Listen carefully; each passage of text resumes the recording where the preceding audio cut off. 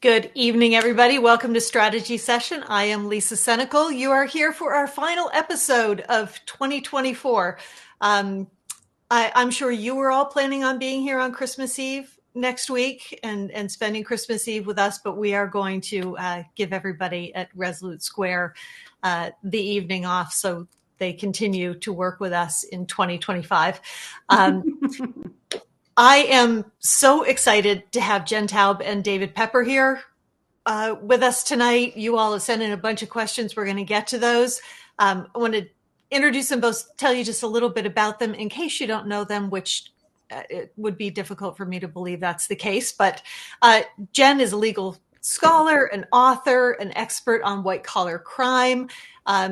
She also has a daily podcast where she breaks down the latest political and legal news every day at 8 a.m.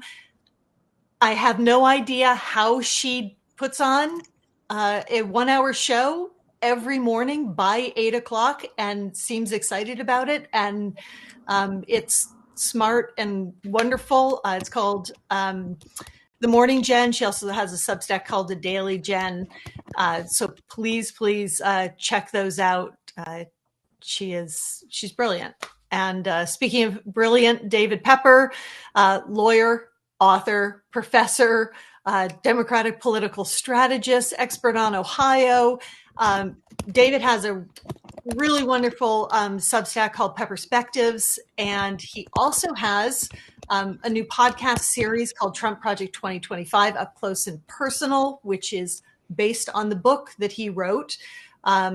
And released chapter by chapter, but now you can purchase the entire book. So please check out Trump Project 2025, Up Close and Personal, both in the book form, great for a Christmas gift, and the podcast series, which is going to start rerunning on the Enemies List podcast with some extra fun stuff from Rick coming up very soon. So thank you, both of you, for being here.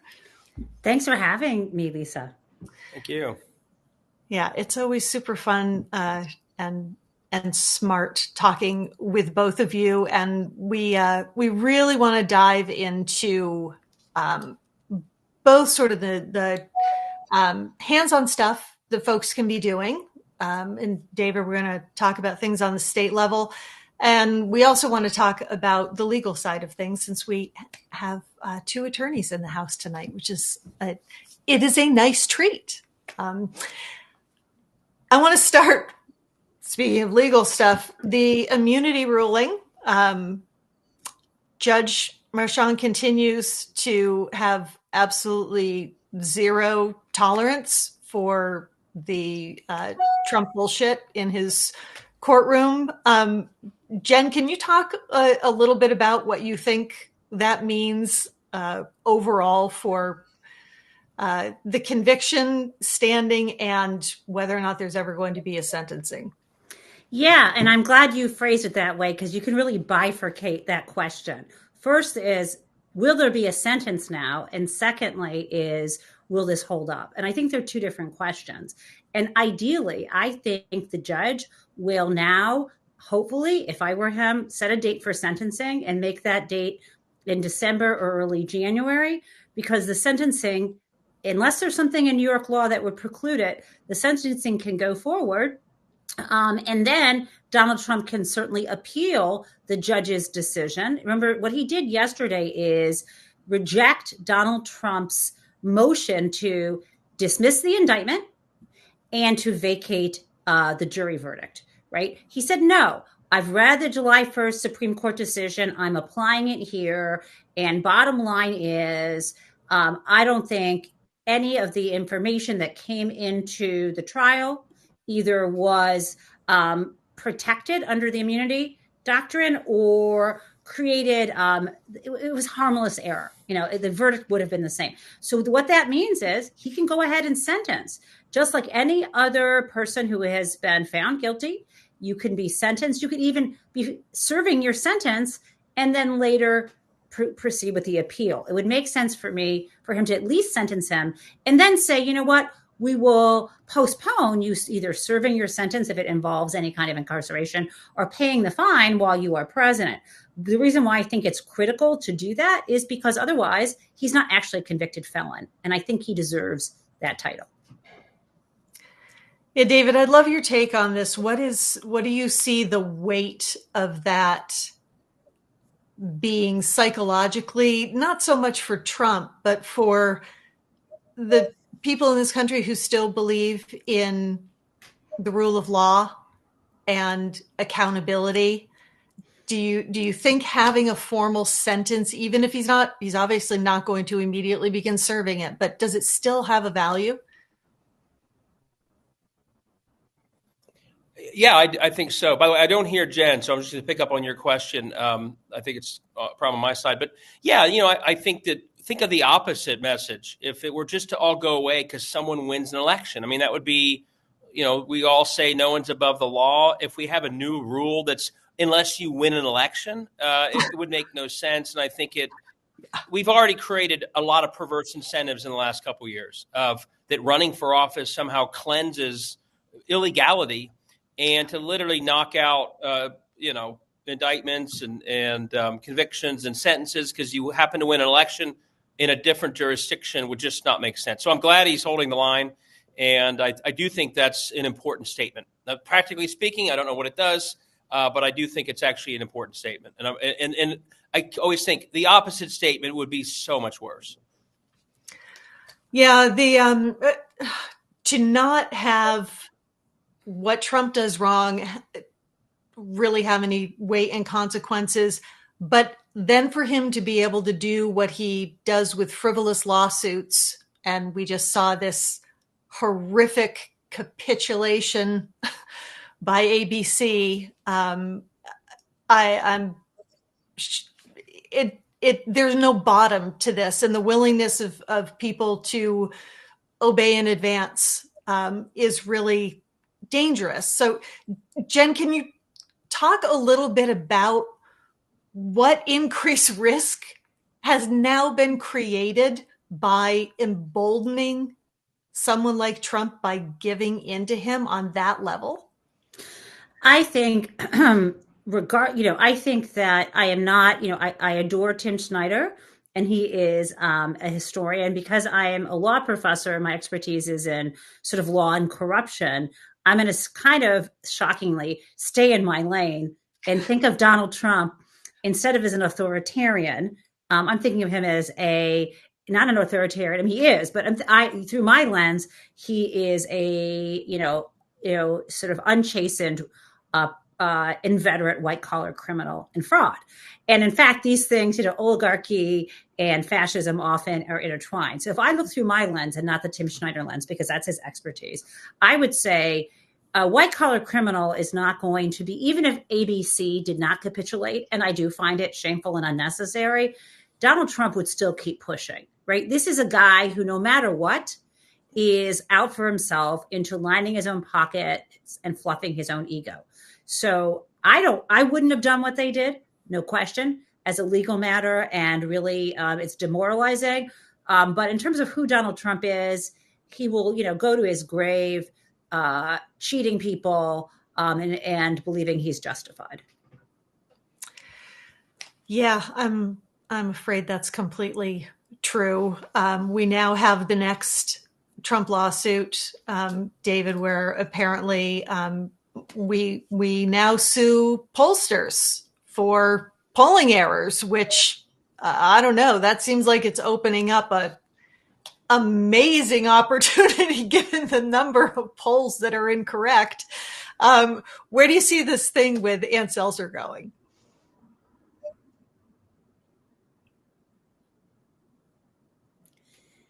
Oh, David might not be able to hear me. You hear me? I'm not sure if he can. I don't want to speak for David. But I can address the question in the meantime. Yeah, please go ahead.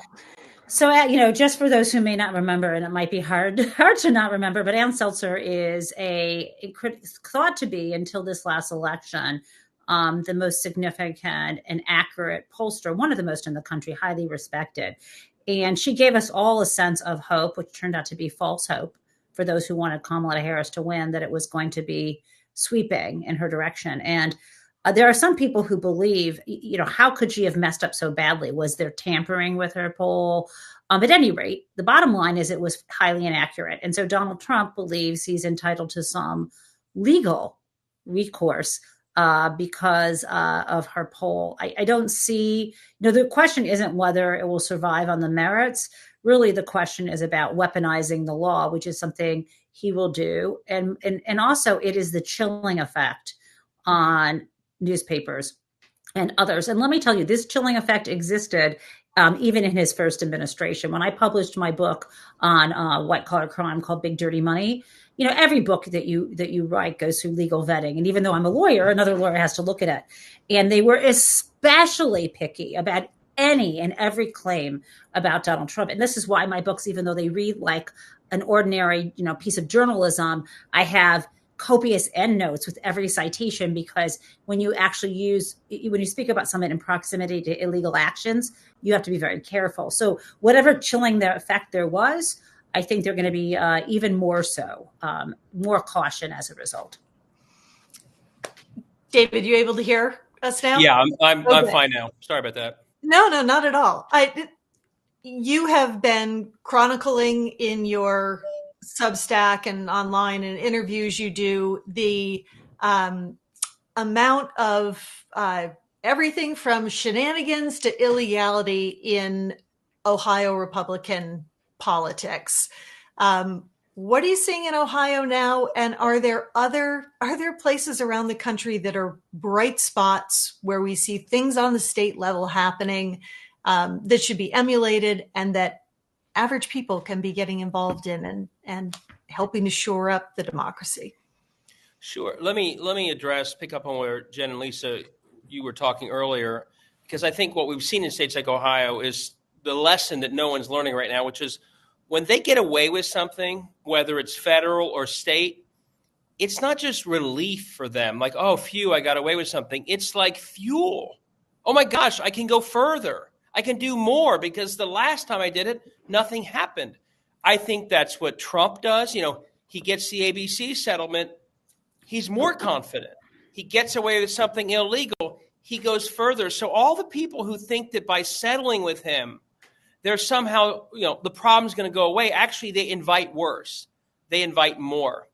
And that's what states like Ohio have lived through for decades. That when they get away with a gerrymander, or they rewrite ballot language to fool people and a court upholds it, or they change the rules of how they elect courts to favor their candidates, they literally just, every time it's like they put a notch in that wood and then they climb higher and higher.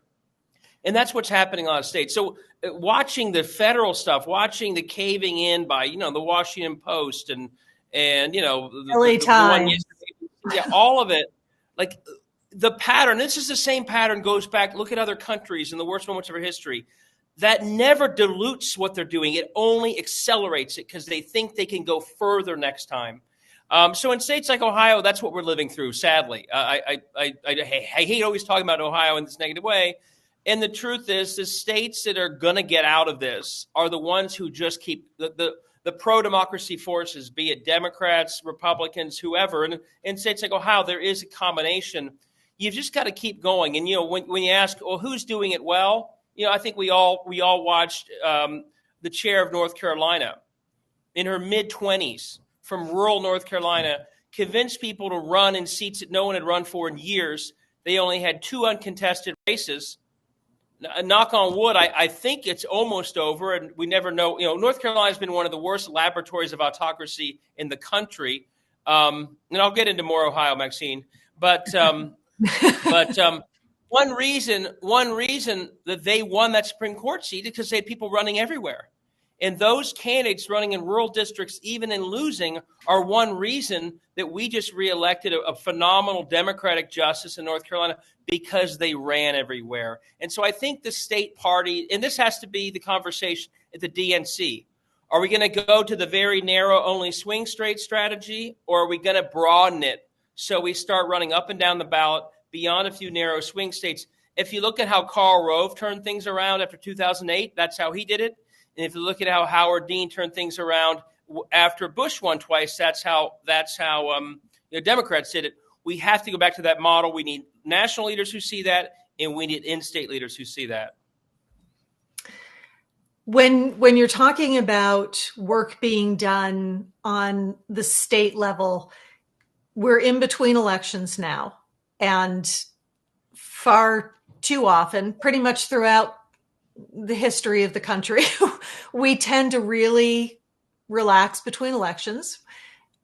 People who are either in office or are working toward political goals, it tends to get very quiet until the months leading up to the election, and then all of a sudden we expect that the electorate is going to immediately tune in, get caught up on everything, and focus on nothing but politics, which never happens, and we have an uninformed electorate. What do you see? I'll ask both of you this. What do you see that average folks can be doing now, and that the parties should be doing now, to be speaking to people, especially when we constantly need to be holding Trump and the administration accountable, so that we're not trying to educate people in 3.5 years about what he had done in the past 3.5 years? Yeah, I've been thinking about this, and to me, it's all consistency in terms of his agenda. It's the proverbial giant whiteboard or poster board that says, here are the 5 bad things he said he was going to do and the 5 good things. Where is he on that? Grocery prices, promise to lower them. He's backing away. And already. And then you say the next thing, then you look at the actual price of eggs and you follow it, right?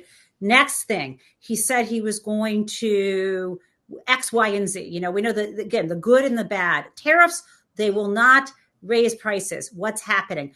Over and over again, people need to hear the same thing with evidence. People aren't stupid. They know when they go to the grocery store that there was inflation. I'm not laying it out at Joe Biden's feet. That was supply chains with COVID. That was pricing power and monopolization, right? And other factors. But still, he's promised to lower it. What are those prices? He says he's going to deport 10 million people, and everyone's like, he won't do that. Let's see what he did.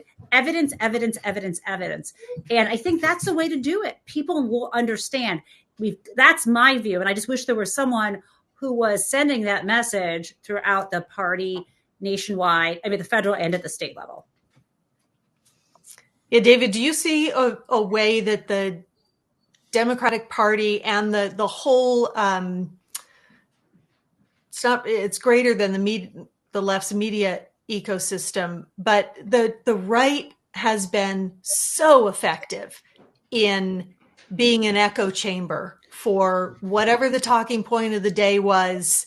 You hear it start in one place, within 2 days it is everywhere, and then they recycle that and use what they said 3 days ago to quote themselves or someone else in their publication or their network as a proof point of what they're saying. And the Democrats it doesn't happen on that side. Yeah, so I'm going to go in a slightly different direction. I agree with everything Jen said. I think and I see a question underneath asking about, can Ben Wickler take that on? We need to go back to the old school and get the precinct level executives, or that's what we call them in Ohio, or committeemen, whatever they are. That is the universe that is small enough that you can wrap your arms around it and communicate at the community level. And I think at the same time that Jen's right about the messaging, we have to break down and organize at the ground floor so that the person saying what Jen's talking about is the trusted person in your community who's taken the time, by the way, to organize these communities. So when you talk about we wait a long time, 2025, if we're serious about turning this around, 2025, we should be looking to recruit candidates everywhere now. Get going with recruitment. The deadlines aren't for a while, but let's start on that. Number 2, we should be figuring out in every single county, precinct, literally district, is someone a precinct leader who's doing the work or not? Mm-hmm. If we took that number from 10% to 20%, election outcomes would change. If we took it from 20 to 40, they would dramatically change. We, in 2025, all over this country, way beyond just swing states, if we simply did that one thing differently, and again, it could be beyond precincts. If you're, let's say you're not a formal Democratic Party member, you don't like the Saturday meetings, you're part of Indivisible, well, own the precinct through that organization. Right. But we need to start taking ownership at the community level. And that way, when we talk to people, it's the local person they know saying, yeah, look at inflation. It's out of control. It's not some digital ad or something else that you may or may not believe in a world where everything seems to be a lie. It's someone locally. So I think the organizing work that has to be done, this is when we need to do it. And if we start doing it in middle 26, we're too late. So that's the big assignment, I think, in 25 is organizing locally so that we have the messaging discipline that we need to get. We also have a vehicle to deliver it that cuts through disinformation. You saw this, Lisa. I went to a county that voted 80-20 for Trump, but also voted 76-24 against universal vouchers in Kentucky. The core of his education agenda was defeated overwhelmingly in a county that voted for him. Did I freeze up on you? Can you still hear me? Yeah, we can hear you. Yeah. Yes. And I started talking to people. I talked to people at the dollar store, at the gas station. Why do you think this county that voted for Trump voted so much? Well, they're like, well, everyone we knew was telling us it was bad for our schools. And the teachers we knew said it was going to hurt the community. And I'm telling you, no TV ad, no disinformation was going to change their mind once trusted local community members had weighed in. And that's how we could think about organizing on many issues as well as candidates.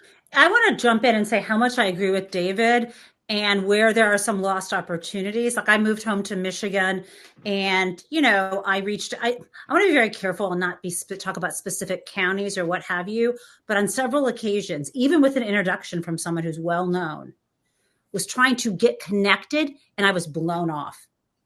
A little clickiness, why would you blow me off? Why? And I have huge connections in the whole community. And yet I could not get in touch with the people in my county. They didn't care that I lived or died. It's too clicky. You cannot have a system where what you're calling it, precinct chairs or what have you, ignore somebody who is obviously, I'm extremely proactive. I have a platform and it's not just me, right? I'm a law professor in the community. I have roots going back, to the turn of the century when my family came over on a boat. And yet I'm not good enough for the party, apparently, to even show up and do anything. And we have someone in a particular county that I was thinking, okay, they keep losing against the Republican. I was thinking maybe I should run. And this is, this is in the State House, right? But I can't even get them to return my emails. So I'm kind of turned off by it and thinking I won't even try. That's not good, and I don't know how to turn that around. I really don't.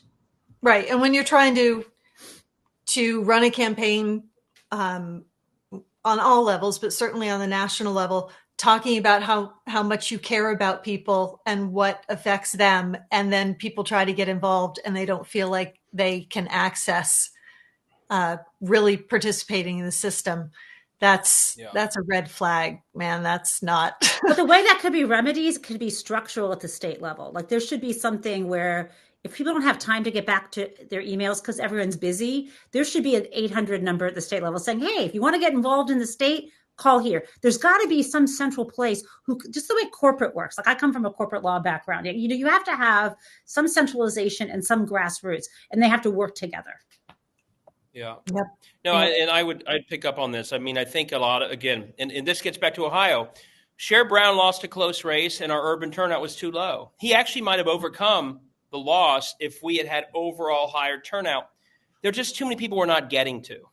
Yeah. And when you knock on someone's door desperately in the final 2 weeks saying, don't forget to vote, but in their mind, they actually already concluded that politics don't matter to their life. The last minute plea to vote actually almost confirms that you don't really care about them. Yeah, what you want is if that local community leader has been doing their job, which we want people to do, I want the person at the door to think, well, thanks for knocking on my door. I really appreciate it. But so-and-so down the street has informed me about Sherrod Brown's race for the last year. So it's a final communication as part of a continuum of engagement, as opposed to the only communication, which feels transactional. And again, if you think none of these people care about you and voting hasn't changed your life for the better, that final plea, if it's the only one, is not really going to impress you. And so I really think we have to get down to that local level. And as you said, have leaders from the head of the DNC or statewide or other organizations that are thinking really hard right now about how to get it from community up. My worry as I watch some of these national and statewide campaigns is they often are also not at all attentive to who's actually the local leader that people listen to. If all you're doing is operating off a database of who votes the most, which is kind of what we do, you're skipping over like that county I went to in rural Kentucky. There were clearly certain people that had a strong opinion about that referendum. And when they said it was bad news, people believed it.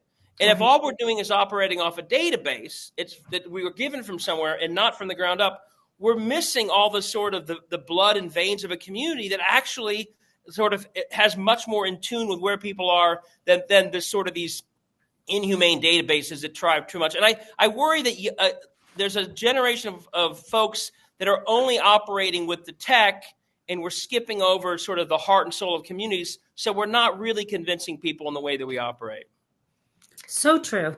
I mean, and leaders, when you talk about the flesh and blood of a community, we know there are electeds, but there are other leaders. Whether, and the cliche is it's going to be religious leaders, but there are other people who are just like, they're just at the heart of their communities, right? Yeah. It's like a hub. They're a hub of communications. It's everywhere, right? And they can change over time, and they are different in different generations. And you're right.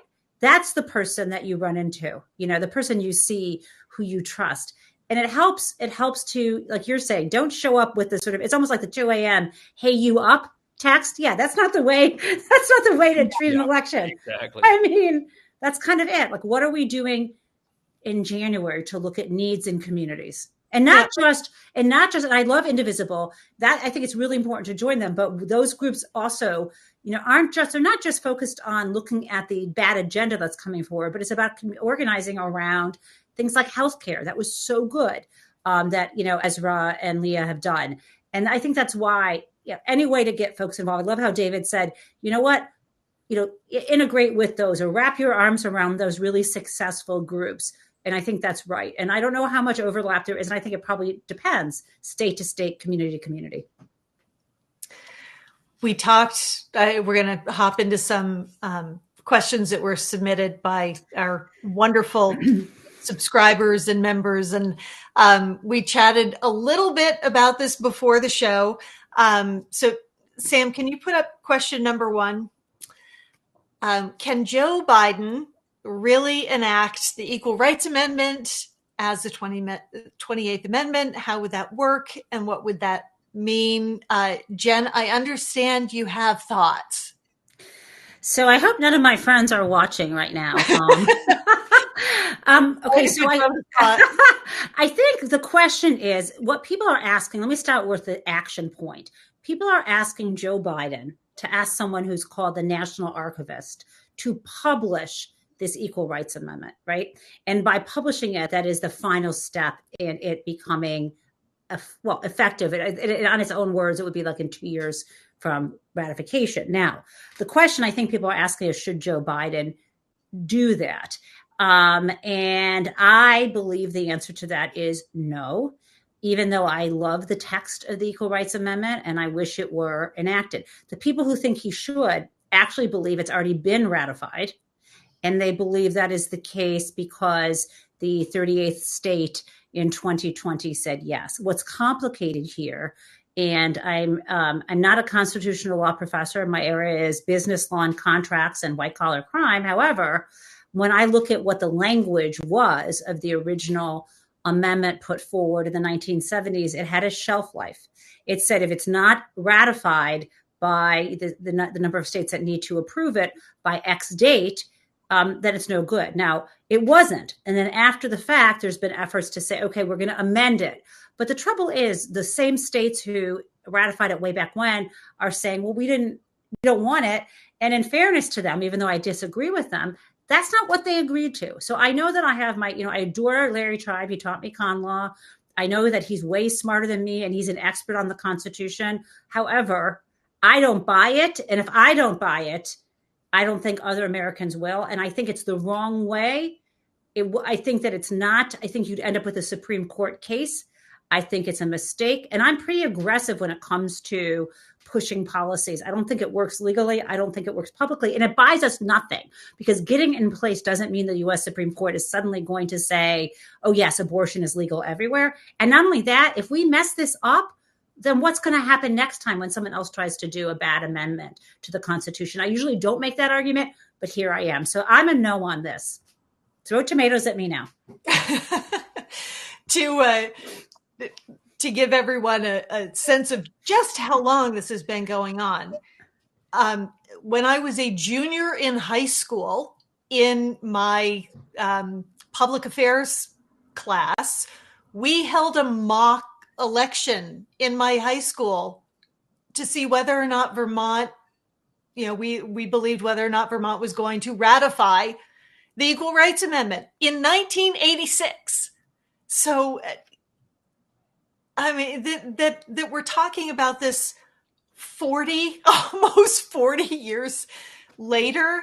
And then you're going to have an 11th hour, sleight of hand. It just, I don't know. It doesn't, it passes a smell test to me to the degree that, maybe there was enough fraud in the election that Trump didn't really win, and somehow this is all going to change before January 20th, which is insane. So let's not even talk about that anymore. Let's see. Let's see. Question number 3, please, Sam. So we talked about what can be done on the state level, working toward the next election, but are there things on the state level to curb the danger and abuses of a second Trump term that can happen? And are there things that citizens can be doing to be pushing back on that, David? Yeah, and I got on this a little bit. I mean, again, none of us know what's going to happen in the next 2 years. I think, as Jen alluded to on the messaging point, I think they're going to be very aggressive. I think a lot of it's going to happen quickly. I think they're going to overreach by far their mandate, which hardly exists. It was such a narrow win. And that's where I think you look back at what succeeded in the past. I talked about this earlier. I think the next set of elections, yes, there'll be some federal races, but the next set of elections are largely going to be state house districts, governor races, and all that. And I think the sooner we are getting ready for that and running and articulating what they are doing wrong, I think we can get ourselves, again, they're definitely overreaching. I hope that we can turn this into the equivalent of 2006. It's the second Trump term, essentially. Biden interrupted it for a couple of years, but it's the second Trump term. We know what Bush did after he won the second term. He started running around cutting Social Security, and within 2 years, we had the best year we've seen in years, including Ted Strickland winning Ohio, going away, Sherrod Brown winning the Senate seat for the first time. We swept all over. Again, we don't know what's going to happen, but that should be our goal, because they are going to overreach, and all the promises on Jen's list are going to break, and the ones that are terrible, they're going to keep doing, and they're going to deliver terrible results. And so our best approach is to be prepared for that, which means make noise about it, start running, and get yourselves on the ballot.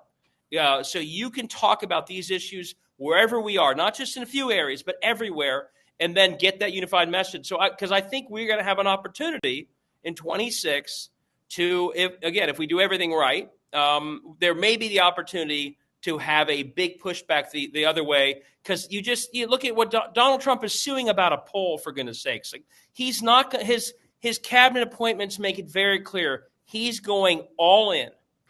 And if he's going to overreach like that, there's going to be a lot of pain in the short term.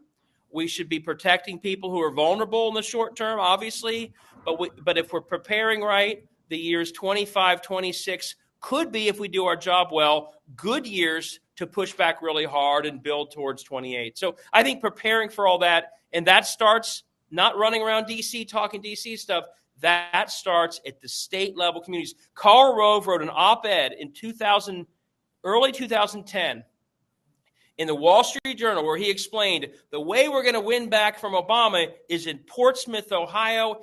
And he name-dropped a bunch of small towns in states they had lost where they were running for the state house. And it worked to a charm.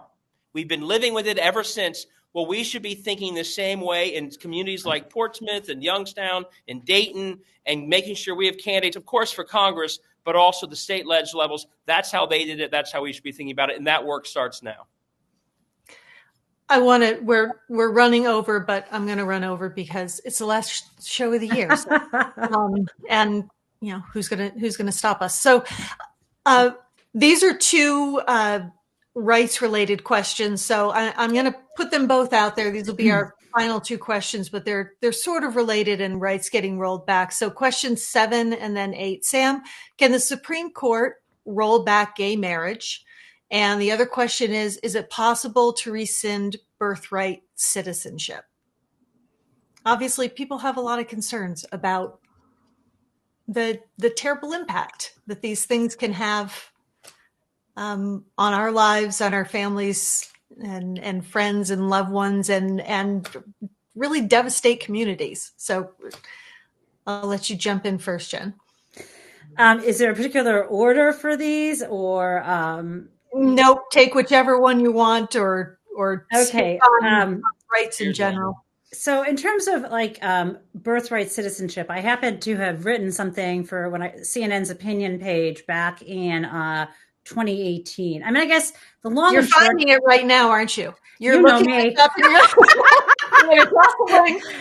know me. I could throw it in there anyhow, but it was entitled Trump's Thrumming His Nose at the Law of Citizenship. And I liked how it began. I said, for most of us, the arrival of a baby into the world brings joy and hope. The newborn cries out for sustenance as family, friends, and community gather around to guide and educate the child from fragile dependency into adulthood. And then I talk about that's not what Donald Trump sees babies as a threat, right?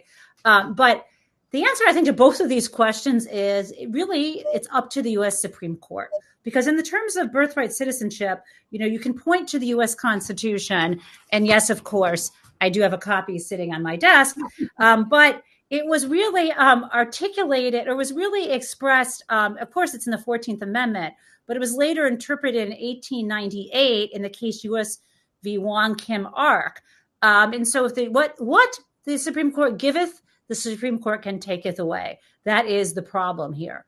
And I think that we're facing, I think it's a huge mistake to end birthright citizenship. I think it goes against everything this country stands for. But yes, I believe if he has a willing U.S. Supreme Court, then that will happen. David, gay marriage? I mean, I'm less pessimistic on birthright citizenship. I think even this court, again, this is a very risky thing to say about this court about anything, but I think that would be so far afield from the language, the intent. I mean, I think people don't remember the point of the 14th Amendment was freed slaves. It was unclear if they were citizens. So this was a pivotal part of the 14th Amendment. It was clarifying, were freed slave citizens. It was saying, yeah, if you were born here, you are. I mean, it was a critical, monumental part. We now think about equal protection and due process, but it was a massive achievement that it was written the way it was. I have a hard time seeing the court go back on that. Marriage equality, I look at the makeup of this court, and yes, I think that marriage equality, that's a very worrisome one to get in front of Clarence Thomas, Alito, and the others. That's one I think people should be far more worried about. And the hope here is that somehow, again, if it were ever to come to that there's enough popular movement to support it that in states, sort of like we've had with abortion, it can be protected in other ways. But I really would worry. I mean, again, I don't want to end on a negative note, but I do greatly worry about the current court getting another chance at marriage equality. I just think, and we know now they care less about precedent. They just don't care about precedent. So that's one that it's hard for me to see the current majority, just living with the cases that gave us that. And I say this, Jim Obergefell, someone wanted to hear more about Ohio. I couldn't be more proud of Jim Obergefell, who brought that case from Ohio, achieved it, one of Ohio's great moments the last 20 years. But I'm sure he would agree. It's very worrisome to have this court if they were ever taken up again. Well, when you have Clarence Thomas, who has floated out there that Loving v. Virginia might have been incorrectly decided, which for folks who don't know that allowed interracial marriage, of which he is in one. But, perhaps, I guess on state by state, we can decide whether or not people of different races can legally be married. This is where we're going. Let's end on a happy note. What we gotta bring this back up again.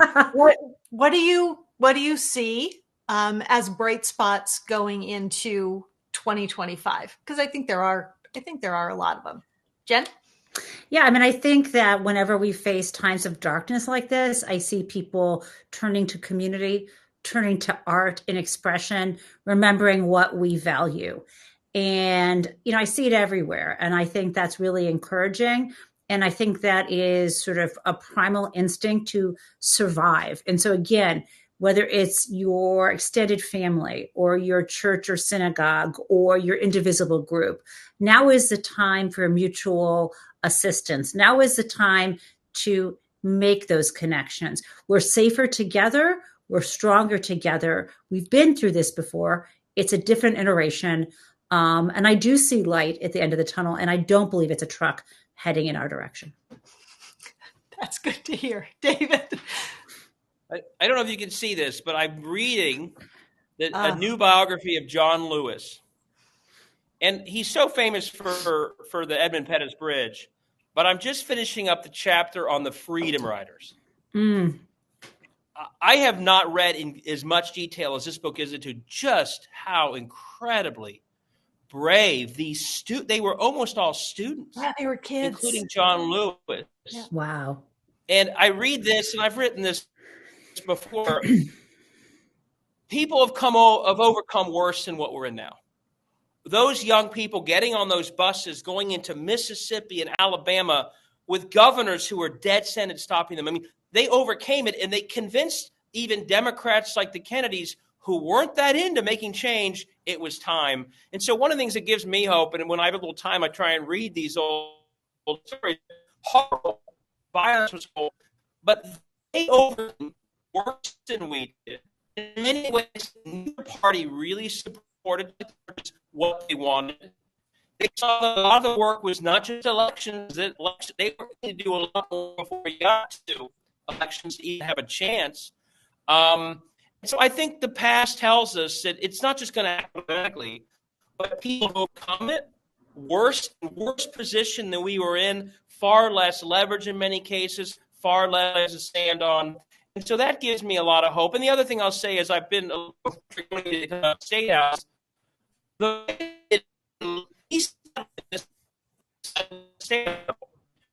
Even when we lost the federal level.